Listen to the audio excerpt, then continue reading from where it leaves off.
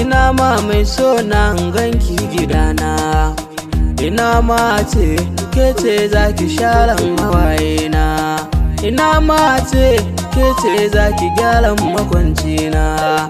Ina ma ce ke ce zaki girkan abinci na. Ina ma ce ke ce zaki haifan iyagona.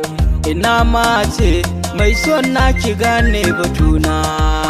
Ina ma ce mai son na ki gane nufina. Ina ma ina ma ina ma ina ma ina ma ina ma mai son na. Ina ma ina ma ina ma ina ma ina ma ina ma ina ma ina ma mai sona ka zamto mijina. Ina ma a ce kai ne zaka zama ginshikina. Ina ma a ce har abada da kai za na zauna. Ina ma a ce in zan barci in ganka gabana. Ina ma a ce tashi na ma da kai za na gana. Ba zan bar ka ba mai sona kananan a raina. Rabuwar masoya ga zafi sannan da kuna.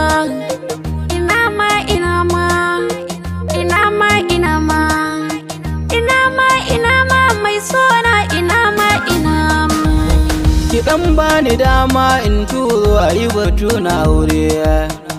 Ba da sadaki a daura mu zauna a tare. Ya kai ni bango san kini ta ya zana jure. Da an kushe ki nan take fada za ya kaure. In nuna fushina in an matsa in ɗauko tabarya. Ni na san ki ne yar auta hakuri ga biyayya. Ina so ki sani matakin san ki koda na baya. Ki furtan kina so na tabbas zan tausa murya. Ina ma ina ma ina ma ina ma ina ma ina ma mai sona. Ina ma ina ma idan kai rashi na masoyi zuciya zaka tausa.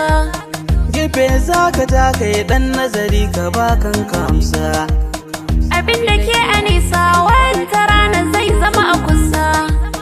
Ka duba a gefe inda sarewa ɗauko ka busa. Kai dogon tunani kar da ka ce za ka ɗauki fansa. Kyakkyawan yaƙi ne duk mai so yake wa sahibarsa. Karaɗaɗi na so in yi zafi wasu sai su kosa. Me zai sa na barki mai so na kona taka kusa. Ina ma ina ma ina ma ina ma ina ma ina ma mai sona. Ina ma ina ma